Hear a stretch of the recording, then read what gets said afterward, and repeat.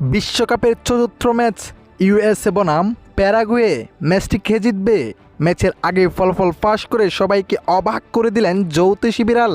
দর্শক, কে জিততে যাচ্ছে জ্যোতিষী বিড়ালের ভবিষ্যৎবাণী অনুযায়ী? বিস্তারিত জানতে ভিডিওটি না টেনে শেষ পর্যন্ত দেখুন। দর্শক, বিশ্বকাপের চতুর্থ ম্যাচে মাঠে নামবে ইউএসএ বনাম প্যারাগুয়ে। আর ম্যাচটি শুরু হবে বাংলাদেশ সময় সকাল 7টা আগামীকাল।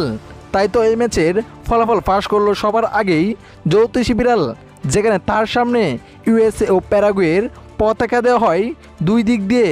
এ যাত্রায় প্যারাগুয়ের পতাকাটা তুলে নেন জ্যোতিষী বিড়াল। এতে নিশ্চিতভাবে বলা যাচ্ছে ম্যাচটি প্যারাগুয়ে জিততে যাচ্ছে, কেননা এর আগের বিশ্বকাপেও এই বিড়াল ভবিষ্যৎবাণী করেছিলেন।